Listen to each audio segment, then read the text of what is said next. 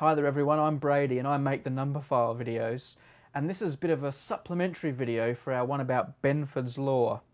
Now hopefully you've already watched that and you know what Benford's law is, but just a reminder, everything we're talking about here pertains to the first digit of all these big numbers. So let's get into it.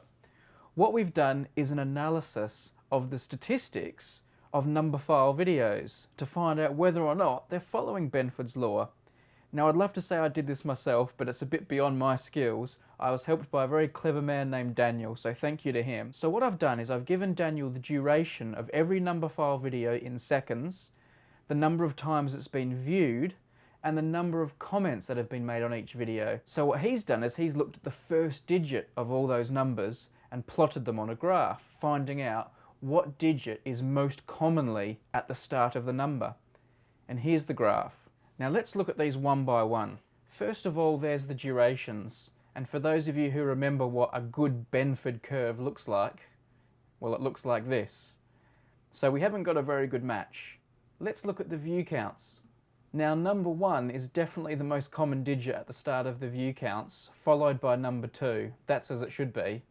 But it goes a bit wrong there at the end, doesn't it? Let's try the number of comments on each Numberphile video. Again, number 4 seems to come up more than you would have expected. Number 1 is still the top, but I don't know, it's not quite Benford-esque, is it? So the Numberphile statistics don't seem to quite be following the way we hoped. But maybe that's because it's not a big enough sample size. We've only done just over 100 Numberphile videos. But for those of you who are familiar with my other channels, yes, I do have quite a few other channels. So those of you who are familiar with those other channels might be aware that I've made, well over 1,000 videos on YouTube now. That's a bigger sample size. So I sent the statistics for all those videos to Daniel and he did the same thing. And let's find out what happened there. So these are the stats for all my channels. And let's go through them one by one. First of all, the durations. There we go. Not Benford-esque, is it? In fact, number 1's not even top. Number 3 is the most common first digit.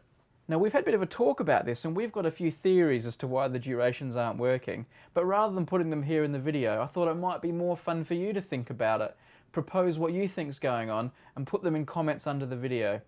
There's also a blog where we've gone into it, and again there'll be links under the video in the full description, so have a look at that. But enough about durations, let's look at the view counts and the number of comments.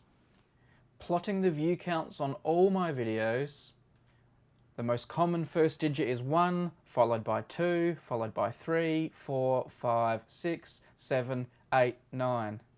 And the curve, well, quite Benford-esque. Not bad, hey? And looking at the number of comments, again remember this is the first digit in these numbers. Have a look at that. 1, 2, 3, 4, 5, 6, 7, 8, 9. Again, a lovely Benford curve there. So it looks like even the YouTube viewing statistics and the number of comments are following a Benford curve. Now, as I said, more information, links under the video. Thank you to Daniel for helping me out. Thank you for all the other people who volunteered to help me out when I put out the plea for help. And we'll have more videos soon. And leave a comment under this one. Let's see if we can get this one outside the curve.